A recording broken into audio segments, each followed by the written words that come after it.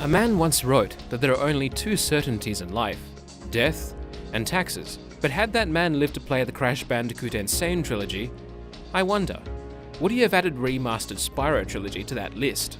After all, the Crash Bandicoot and Spyro the Dragon series have gone glove in claw for as long as anyone can remember. Unless anyone was born this century, in which case that statement doesn't hold up particularly well. In their heyday on PlayStation 1, Crash and Spyro's respective developers, Naughty Dog and Insomniac Games, were collaborators. Demos of Spyro games were tucked away inside Crash games and vice versa.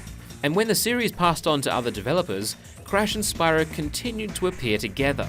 In 2017, the Crash Bandicoot Insane Trilogy brought the first three Crash games to PlayStation 4, recreated or remastered for a modern audience. It continues to be an unequivocal success, selling over 4 million copies to date. And, as we're all aware, Activision, who hold the copyrights in Crash and Spyro, are partial to a bit of success every now and then, though I think they prefer the former variety given how rushed some of their games can be. By now, most of us would have played the Insane Trilogy, but particularly for those of us who've grown up playing Crash Bandicoot or Spyro games, there was this reflexive, almost automatic reaction to completing it. And that was to ask the question, Activision, Spyro, when? Of course, it may have been phrased more eloquently at the time, but I won't judge you for that. 18 months later, and our collective nagging has produced this, the Spyro Reignited Trilogy. Or simply, Spyro Reignited Trilogy. I feel like the word "the" and possibly a colon would have been welcome here. Not the greatest first impression, but...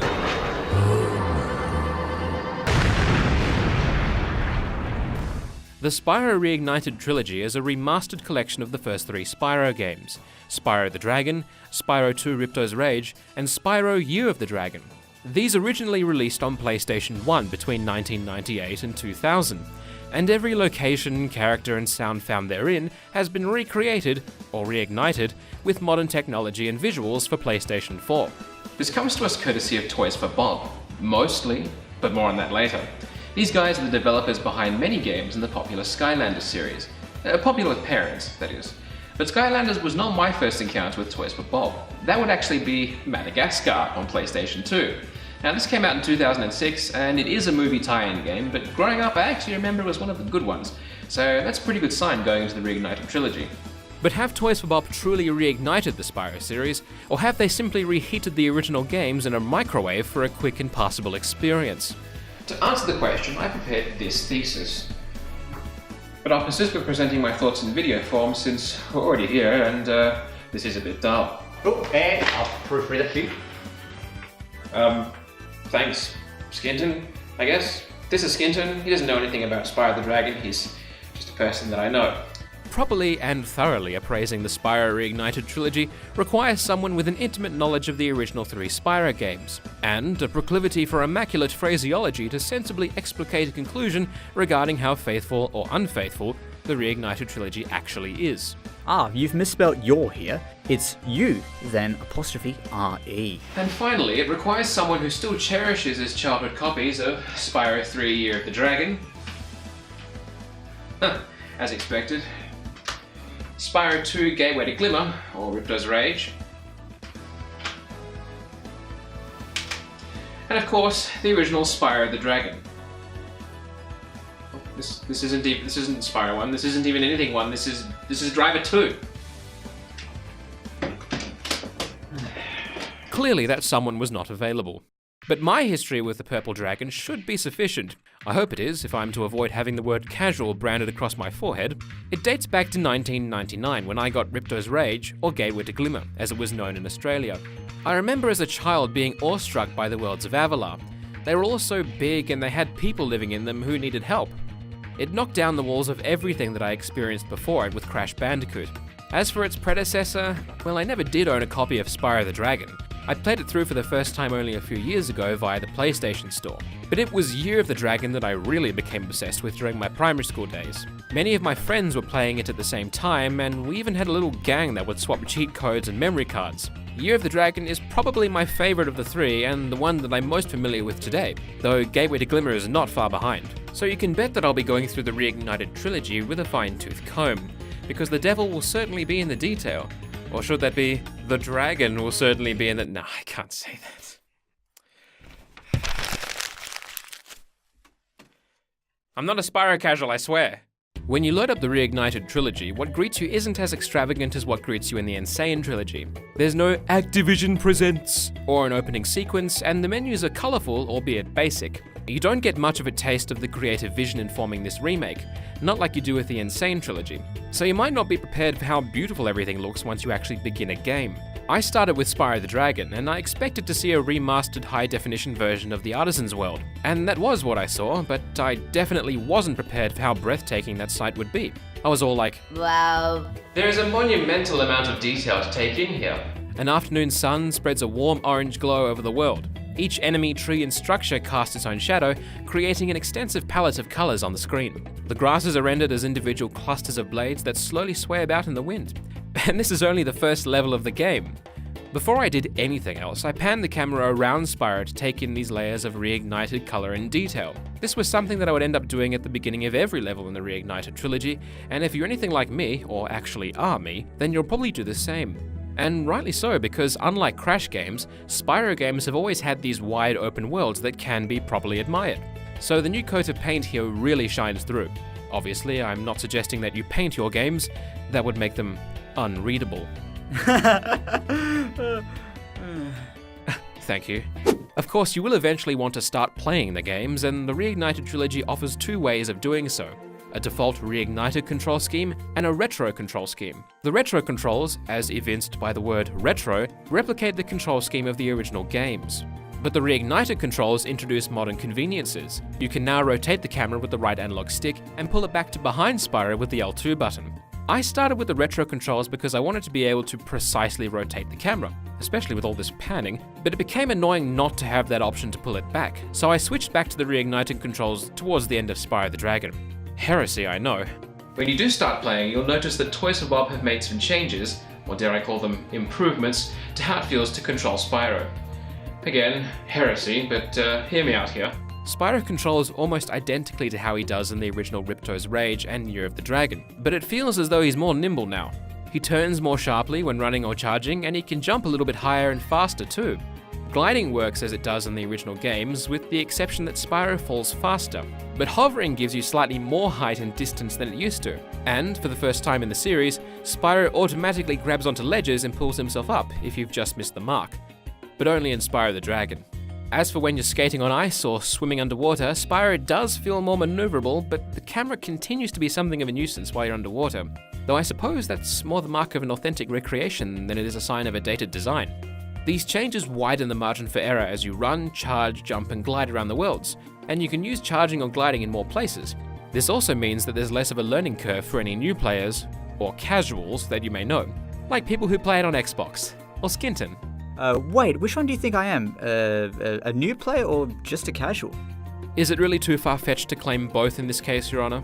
Your Honor, I don't like these insinuations that I would be seen playing this game on an Xbox. As for the rest of us, these minor changes are, at worst, things you'll have to assimilate into your existing muscle memory. And the same goes for defeating enemies too. Some larger enemies strike faster, slower, or further than I remembered, and this caught me off guard a few times. But it won't take you long to adjust, and it wouldn't be the first time we've had to do it either, but that's another video. Personally, I thought most of these changes were improvements. In the original game, Spyro always moved a little bit too slowly for my liking, especially when you had to do lots of little jumps. But here it feels really good to keep the pace going as you transition seamlessly from running to jumping to gliding and to running again. The familiar moves are all here, they just feel so much more fluid now. And on the subject of things that are too slow in the original Spyro games, one I noticed that few academics have bothered broaching, the loading screens were always a bit long for my liking, and they're even longer here. But at least in the original games we'd be treated to a polychromatic spectacle, as the gems we'd collected would fly around the screen. We don't get that with the Reignited Trilogy, but I was very surprised to find that loading screens are now interactive. While you wait, Spyro can move, flame, although not in the comments mercifully, flap his wings and spin around. I didn't actually notice this until I was some way through Ripto's Rage, because I'm so used to not being able to do that I didn't bother to look. And in Year of the Dragon, the loading screens to reach challenge areas are gone, presumably because levels can now be loaded entirely. So thank you, Toys for Bob. I appreciate that you could have done this in a completely different way, namely this one.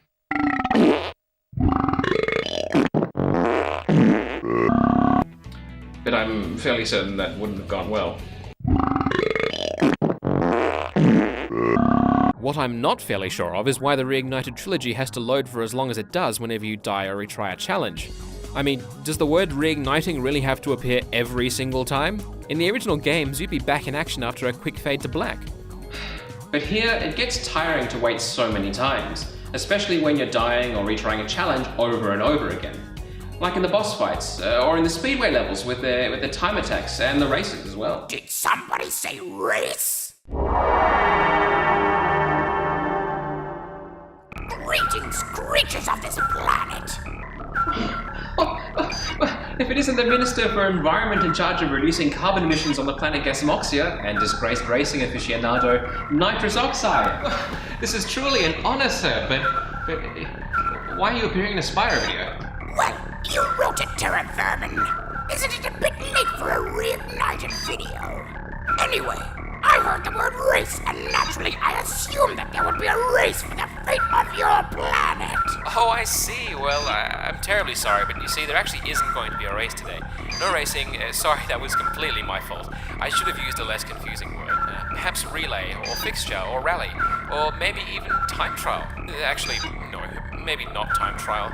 Are you telling me that there will be no race? Nope, no racing today, just the Spyro Reignited Trilogy. No race? No. Ah! But I came all this way! You human skagwat! This is an outrage!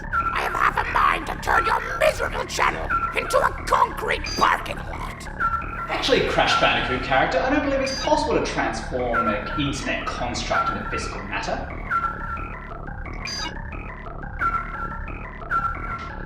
You will race me today! Or are you the slowest YouTuber and the slowest driver in the galaxy? Careful, you're lucky I don't cancel my nitro-fueled nitrous oxide edition pre-order. This video is about Spyro, not about Crash Bandicoot or about racing, or even little UFOs like the one you drive. Actually, it might contain all three of those things. But no racing. In fact, if I recall, didn't you say that you were done racing on these backwater worlds? And how would you know that?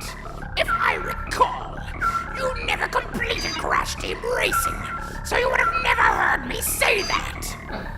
That was your fault for leaving all those stupid time relics around. You can't possibly expect a level of commitment from a child. If you don't race me now, I will leave comments on all of your human videos saying that you, Wongerz, are an intergalactic casual.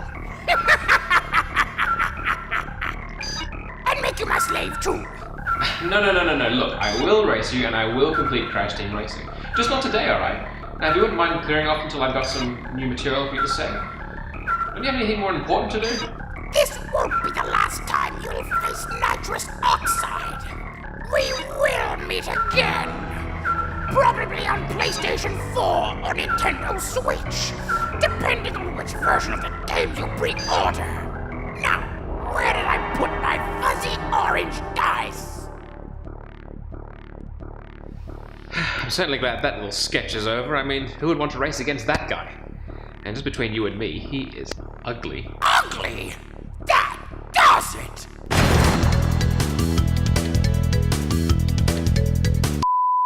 As you make your way through Spyro the Dragon and Ripto's Rage, you'll see new interpretations of iconic Spyro locations, like Town Square, Toasty, Ice Cavern, Cliff Town, Treetops, Nasty's World, Summer Forest, Hurricos, Zephyr, Ski Lost Badlands, Shady Oasis, Mystic Marsh, and Metropolis, to name but 13. Toys for Bob have done exceptionally well at adapting and expanding upon visual details that you'll remember from the original games, and even some that you won't remember because they didn't exist before now. Yes, I believe that's how our memories work, Wongers. You see, we remember things that have occurred in the past, not things that will occur in the future. Just like how I've had to remember this line you wrote for me, and misspelt, in the past. I'm surprised you don't already understand this, considering you're a Star Trek fan. Give me that. Thank you, Skinton, but I was actually referring to the many new details that have been added in the Reignited Trilogy. For example, in Colossus, the hockey arena has a grandstand with cheering spectators, whereas in the original game, there was only an empty space. Most worlds now have surrounding geography to give us an idea of where they might be located. And in Year of the Dragon, several Egg Challenge locations are now fully realized indoor venues. They're no longer just platforms or arenas suspended in inexplicably nondescript voids. So, what you're saying is the PS4 has exponentially increased the maximum draw distance of the original games. Sure, I suppose. I mean, if you want to make it sound completely soulless. Again, I found many of these changes to be, well, improvements. For example, I never really liked the Beastmaker's home in the original Spyro the Dragon, but this reignited version was a definite improvement, at least in my opinion. The characters all look great too. Every main character and side character has been reimagined, and in most cases, these reignited designs stay true to the characters' original appearances. As for those other cases, some characters have had details added and others have had their designs completely overhauled. The standouts in this category are definitely the dragons that you rescue in Spyro the Dragon. In the original games, the dragons were simply colour variants of a single character model, and they were ultimately forgettable because of it. But in the Reignited Trilogy, every dragon has a unique and distinctive look that relates thematically to his home world. This applies equally to boss characters. They may not speak, but these reignited designs do a lot to give them some personality. There certainly are some odd changes to the characters though. For example, the citizens of Enchanted Towers are now all coffee-drinking hipsters for some reason. And the human characters, Handel, Greta and Agent Zero, they might possibly be too detailed. Nonetheless, the Reignited Trilogy strikes a balance between modern designs and the cartoony aesthetic of the original games. And the attention to visual detail carries over to and enhances the reignited cutscenes as well, which look really good. In fact, if Toys for Bob are watching, then firstly, thank you. But secondly, could you possibly add a photo mode to this game, please? I stopped so many times along the way to take screenshots of these beautiful worlds. The Reignited Trilogy really deserves a dedicated photo mode, something like the one in Super Mario Odyssey or in Marvel Spider-Man. But there are some visual changes that I actually don't like. Although some worlds replicate the palette of their original incarnations perfectly, the skyboxes just aren't as vibrant as they used to be. If there was anything distinctive about the worlds in the original games, and I'll wager there was, it was often the visual contrast between the colours of the sky and the ground. That's the door. Sorry, I'd better get that. Hello? Hi mate, yeah, look, sorry, could you maybe turn down the purism a bit? I'm at my house down the street and I just can't like these remastered games with all that purism coming from your house. Oh, well, sorry about that. Is it that I'm too loud in my opinions, or...? Nah mate, it's just I can't have my own opinion if someone else has one contrary to it, see? I gotta fall in line with everyone else, but at the same time, I don't really agree with them. And what has that got to do with any purism towards Spyro on my part? Well, see, it's easier for me to demonise you as a purist. That way I can like this game and be the bigger person for doing it. I'm sorry. Yeah, that's alright, mate. No one's perfect. Just keep it down or I'll have to send me boys up there to thump you one. Hashtag I will support Spyro. Wait, is that a sheep and a flying saucer? Whoa, that new design is perfect.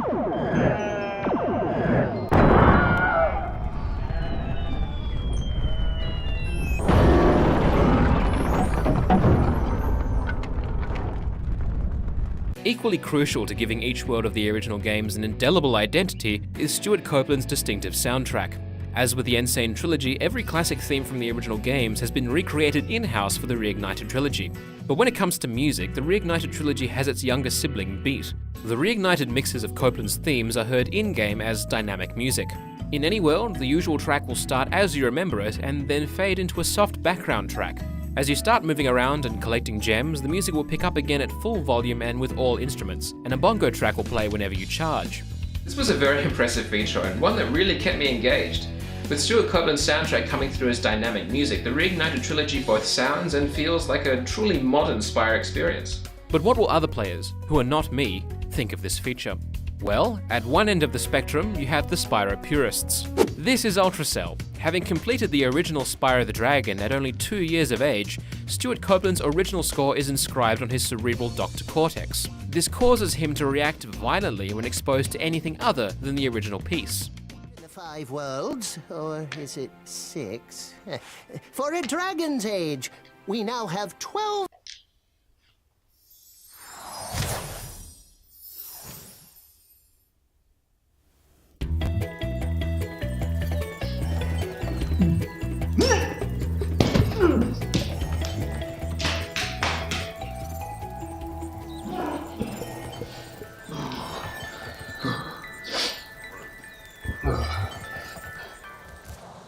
My god, these load times are long, aren't they? There we go.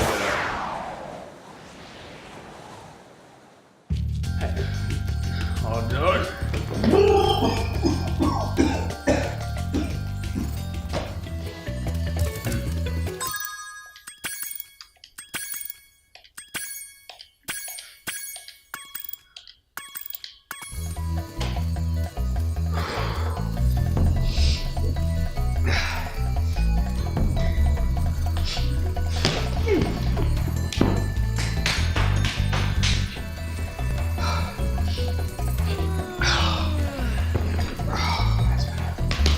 At the other end, you have the casuals and newcomers to Spyro, like Skinton, who had never heard of Spyro until I forced him to help me with this video.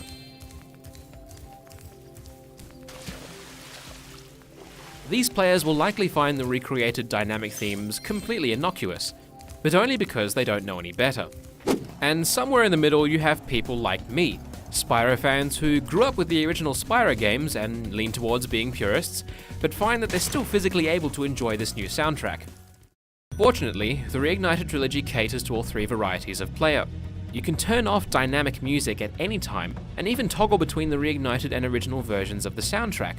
This means that you can tailor the music at any given level to suit your preferences, which is very useful because, as great as these Reignited mixes are, a select few are far from perfect. I particularly didn't like the Reignited mix of the Enchanted Towers theme. They just made it too quiet. Similarly, the dynamic music is a really nice feature, but doesn't suit every world. In fact, it tends to make themes sound lighter and quieter than in the original games. So in some worlds, you might not notice any difference between the Reignited and original themes, like in Summer Forest, while in others, you might prefer the original themes because, even with the dynamic music, you can barely hear any music playing at all. But it's the fact that we even have these customization options that really propels the Reignited Trilogy past the Insane Trilogy. This doesn't really cater for individual fans' tastes at all. However, I am curious. Could these options have extended further, like to cutscene music? Perhaps there could have even been an option to switch between PAL and NTSC soundtracks. That would have been very cool. Sorry, I know, purism. I'm not saying that there needed to have been those options, I'm just throwing it out there, that's all. I've been talking a lot about the changes introduced in the Reignited Trilogy, and for the most part I found them to be welcome improvements to the original games. But change, as we have seen, is a bit like your shoes after you step in some lava toad droppings. Complete crap, from a certain point of view. Clever epigram, Wongerz, but does it hold up here? Well, nah, I guess not, Skinton. There's nothing about the Reignited Trilogy that's quite that bad, but there is something that I feel conflicted over. The games are now nowhere near as difficult as I remember them being. I mean, the original Spyro games were far from being difficult or even challenging games, especially next to the likes of Crash Bandicoot, but the Reignited Trilogy is definitely easier to finish by comparison. The most infamous and frustrating challenges, like escorting the Alchemist or defeating the Yeti, can be beaten in one try. Riding the trolley still took a few attempts, but it too is easier. I don't really know why this is, and I don't really know how to feel about it either, but it's certainly worth flagging. It's also a lot easier to complete the Reignited Trilogy, but I can chalk that up to the gem pointer and fast travel abilities, which are now unlocked from the start of the first game and not later in the third game. Eventually, you'll finish Ripto's Rage and finally start playing Year of the Dragon. I want to talk about this one separately because it is the most dear to me, and much to my dismay and desolation, it is easily the least tested and least polished of the three games in the Reignited Trilogy. Which really is a shame because everything else in the Reignited Trilogy is so near perfect. Spyro the Dragon and Ripto's Rage are both solid experiences and they run impeccably well. And even in Year of the Dragon, the changes that are introduced by the Reignited Trilogy significantly improve the game. And that's coming from someone who really loved the original. Year of the Dragon has always been controversial among fans for the number of new gameplay modes that are pushed into the series, but it's in its treatment of these modes that the Reignited Trilogy shines again. The additional playable characters, Sheila the Kangaroo, Sergeant Bird, Bentley the Yeti, and Agent 9, all return and have each received minor tweaks to their styles of gameplay that really streamline things. For example, Sheila now feels heavier than her original counterpart, but this makes for more accurate jumping. Sergeant Bird has also gained a bit of weight over the years and is much less buoyant than his original counterpart, but that makes it easier to avoid hazards and enemy fire while flying. As for Bentley, he now walks a bit faster, mercifully, and the camera is moved slightly to the left and above his shoulder, presumably so that you can see around his massive club. Finally, Agent 9 handles in a way much more suited to third-person shooting. An aiming reticule is now constantly on screen, and he's locked into strafing. The boss battles are also back, but now the camera is zoomed out to give Spyro a full view of the arena, and it stays locked onto the boss itself. This is an interesting change. It's certainly an improvement, but I just wonder why it was done here and not also for the boss battles in Ripto's Rage. Apart from these small changes, which, again, you'll have to incorporate into your muscle memory, everything here is pretty much as you remember it. Which again makes it so very disappointing that Year of the Dragon seems to have been neglected during the testing stage. During my playthrough, I ran into many issues, like character models popping in and out, dialogue being locked out or triggering at the wrong time, and music or sound effects failing completely. And we haven't even begun to talk about the Reignited Trilogy's skateboarding physics. The collision detection, if indeed there is any, is awful. Smashing head-on into a wall will send Spyro careening off in another direction, jumping off the ground slows the skateboard to a crawl, and landing at even a slight angle will wipe Spyro out. Now, none of these flaws, skateboarding or otherwise, were game-breaking by any means, but by the time I had reached Midnight Mountain, they were occurring so often and in so many worlds that, for those last few hours, it actually became frustrating to play this. After all, these things certainly didn't plague the original games, so why should they now 20 years later? I mean, imagine if you and I were going to have a conversation, but before you could respond to me, I disappeared. Well, that's a shame. It just seems to me that not as much time or thought was given to testing and refining what was here once the substantive work was done. At least, not as much as was given to Spyro the Dragon or Ripto's Rage. I can only assume that this was because of a lack of time, and also, apparently, because Year of the Dragon was worked on by another developer, Sanzaru Games, with only Toys for Bob's supervision. Whether you've never heard of the Purple Dragon or been playing his game since the very beginning, the Spyro Reignited Trilogy makes a concerted effort to offer something for everyone. Nearly everything that you remember from the original games is here, and it either looks, sounds, or plays better than ever. Some elements have been censored for a modern audience, but overall it feels truly modern, and it has a new charm that almost anyone can appreciate. But it also loves the original games as much as you do. It was clear from the start that Toys for Bob were fans, remastering these games for fans. From bringing back voice actors from the original games, to including obscure Easter eggs, like the very cheat codes that I would swap with my primary school friends, they pulled out all the stops to make sure that this would go down well with the fans. And in this fans' humble, if verbose opinion, they succeeded. I particularly enjoyed reacquainting myself with this more cohesive iteration of the first game, and scouring the worlds across all three games for the tiniest of cool new details, of course. In fact, I would say that the Spyro Reignited Trilogy is now the definitive way to experience at least Spyro the Dragon and Ripto's Rage. My long history with Year of the Dragon may have endowed me with a more critical eye towards that game, but with the first two games being so close to being perfect, and Year of the Dragon only just falling short of that same standard, it would be criminal for it not to be patched in the future. And I certainly hope that it is. However, the Spyro Reignited Trilogy still leaves us with many unanswered questions. For example, is it truly ethically and morally acceptable to attach a flamethrower to a drone merely for marketing purposes? And more importantly, what's next for Spyro the Dragon? Will Toys for Bob develop downloadable content in the style of the original games, as Vicarious Visions did for the Insane Trilogy? Or has the Reignited Trilogy created a new Spyro canon for them to pioneer with an entirely new game? Only Activision can tell us, but that doesn't mean that you shouldn't rampantly speculate in the comments below right before subscribing to GameAndWongerz. Wouldn't you agree, Skinton? Nah, I don't think it does create a new canon.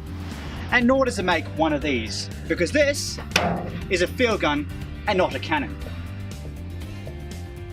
Is that supposed to be funny? I don't get it. Why? After all that talking, I am hungry. I could sure go for some chips. Until next time, I have been and will continue to be Wongerz. Catch you next time, right here on GameAndWongerz. Still not the right one.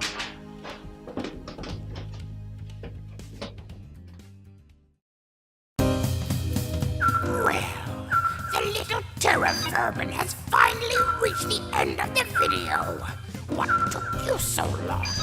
Now we prove who the fastest subscriber really is.